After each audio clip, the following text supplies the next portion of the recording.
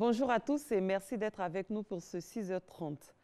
Le président de la République, Alassane Ouattara, effectue depuis dimanche une visite de 3 jours au Koweït. Il a été reçu ce mardi par son Altesse royale, le Cheikh Al-Hamad Al-Jaber Al-Sabah, l'émir du Koweït. Une audience marquée par la signature de 3 accords portant notamment sur la création d'une commission mixte de coopération entre la Côte d'Ivoire et le Koweït. Le chef de l'État présent au Koweït est à la recherche d'investissements. Il a échangé avec une forte délégation d'hommes d'affaires, membres de la Chambre de commerce et d'industrie du Koweït. Les opportunités d'affaires en Côte d'Ivoire étaient au centre des discussions. Abiba Dambélé-Saoui. Le président Alassane Ouattara à la conquête du Koweït, à la recherche de bons investisseurs pour accompagner le plan national de développement de son pays, la Côte d'Ivoire. Une forte délégation d'hommes d'affaires, membres de la Chambre de commerce et d'industrie, conduite par son vice-président Abdoul Wahal Al-Wazan, s'est dit vivement intéressé par les opportunités d'affaires en Côte d'Ivoire, notamment dans le secteur de la transformation des matières premières agricoles. La Chambre de commerce et d'industrie du Koweït a été créée en 1959. Elle est composée de 79 000 membres. À ce jour, cette institution a signé des accords de partenariat avec 7 pays africains, le Sénégal, le Soudan, l'Éthiopie, l'Égypte, l'Algérie, la Tunisie et le Maroc. Il ne fait plus aucun doute que la Côte d'Ivoire, première productrice mondiale de cacao, d'anacarde et de cola, premier pays exportateur africain d'huile de palme et de caoutchouc et 4e producteur mondial de café, saura séduire ses grands investisseurs. Le FEMUA, Festival des musiques urbaines d'Anoumambo, a débuté hier. Cette 11e édition a été officiellement ouverte par le Premier ministre Amadou Gon Coulibaly à Marcory en sa qualité de parrain de l'événement. Le FEMUA 11 est organisé par le groupe Magic System autour du thème « Jeunesse et immigration clandestine », un thème salué par le chef du gouvernement. Un séminaire régional sur le déploiement de la télévision numérique terrestre TNT dans les pays membres de l'UEMOA et en Guinée s'est tenu à Abidjan les 16 et 17 avril. À l'issue de cette rencontre, les participants ont fait des recommandations, notamment la mise en place d'un cadre de coopération sous-régionale en vue d'accompagner le processus de migration vers la TNT dans les différents pays. Grâce Kondo. 17 juin 2020, date butoir prévue par l'Union internationale des télécommunications pour basculer vers la télévision numérique terrestre TNT. Le projet concerne les pays membres de l'UEMOA et la Guinée. Pendant 2 jours, la plateforme des régulateurs de l'audiovisuel de cet espace ont fait le point des avancées. Au thème de la rencontre, des recommandations.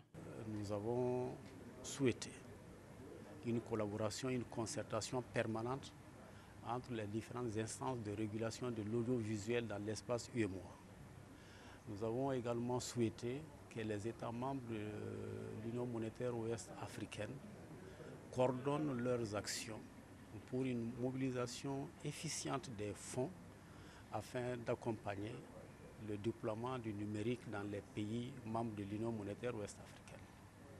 Nous avons également préconisé qu'il y ait une harmonisation de la législation sur la régulation de l'audiovisuel dans l'espace UEMOA.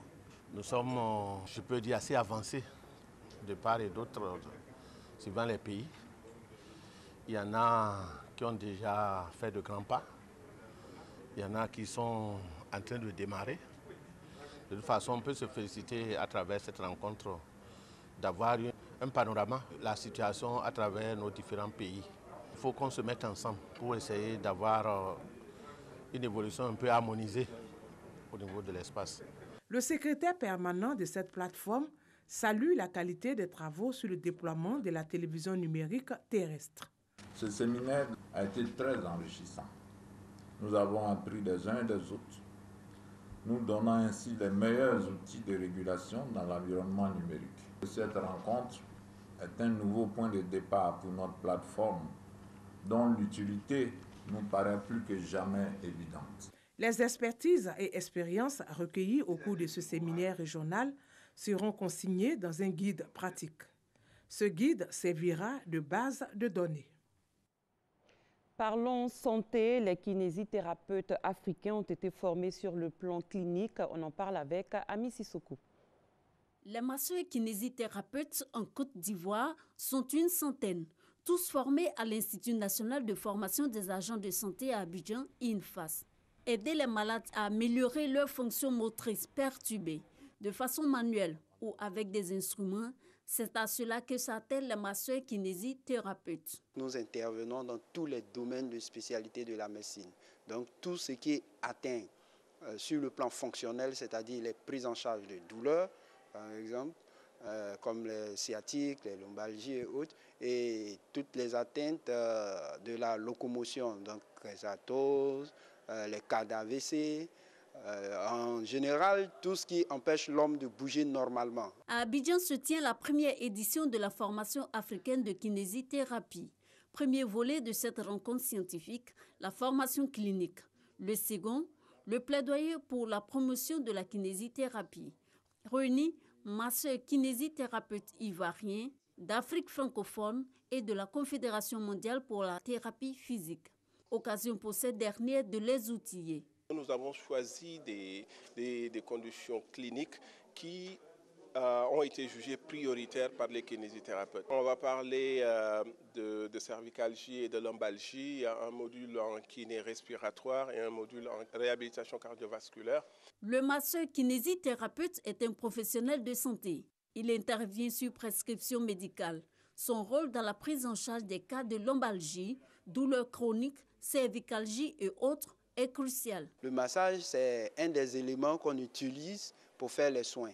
Mais dans certains cas, on ne masse pas. Dans les cas d'AVC, on parle de reprogrammation du schéma moteur au niveau central. C'est-à-dire la personne a perdu tout le sens au niveau du cerveau, de la locomotion de son côté paralysé. Ça, ce n'est pas des massages qui vont le faire. Au contraire, dans ce phénomène, il y a ce qu'on appelle la spasticité qui les fait se rétracter et c'est les massages qui engendrent ça. Donc, quelqu'un qui a fait un AVC, il ne faut même pas essayer de masser. La rencontre d'Abidjan des masseurs kinésithérapeutes d'Afrique est aussi un cadre d'échange d'expérience.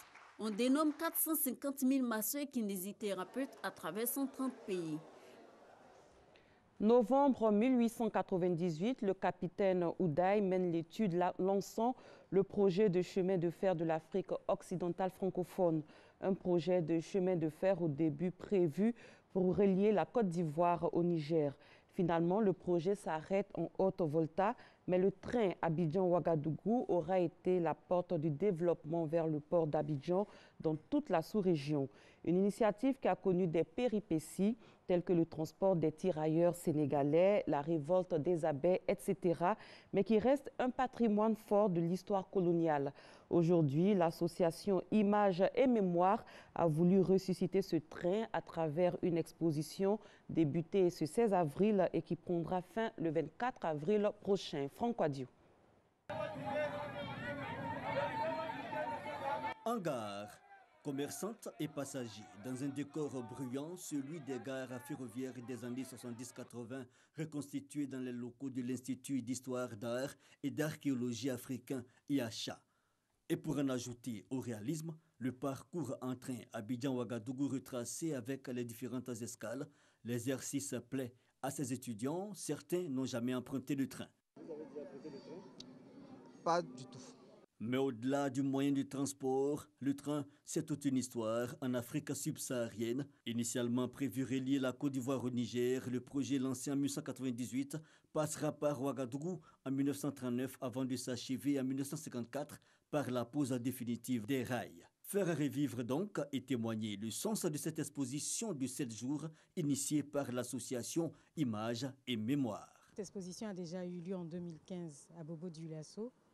Et vu que la Côte d'Ivoire a été active dans l'histoire du chemin de fer, il était important pour l'association Images et Mémoire qui a monté cette exposition de la ramener sur Abidjan afin que les populations abidjanaises soient sensibilisées. Des visiteurs intéressés, le train a symbolisé l'espoir et le développement pour toute une région, mais aussi la souffrance et la révolte à certains moments. Illustration 1910, avec la révolte des Abés et des Gbans, mais aussi le train transportant les tirailleurs sénégalais. Il y a beaucoup de choses qui sont positives dans l'histoire. Il faut s'en inspirer, mais il faut le connaître. Parce que là, vous avez vu une centaine de planches que nous avons avec tout ce qu'il y a comme histoire. Le train Abidjan-Ouaga est une infrastructure importante de mise en valeur de notre territoire à l'époque. Mais c'est une très bonne chose et il faudrait aussi qu'on se projette dans l'avenir, faire un nouveau chemin de fer adapté au XXIe siècle, c'est-à-dire des voies qui ne soient plus des voies métriques et puis l'électrification du chemin de fer. Une exposition ouverte au public, ces étudiants disent en ressortir instruits. Ça a apporté beaucoup à la Côte d'Ivoire. D'abord, à l'initiative, le train était fait pour les colons.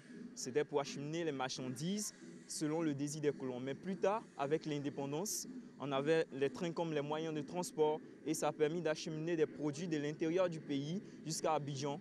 L'exposition Le train d'Abidjan à Ouagadougou de 1898 à 1958 prend fin le 24 avril 2018. Elle a lieu dans les locaux de l'UHA à Trècheville.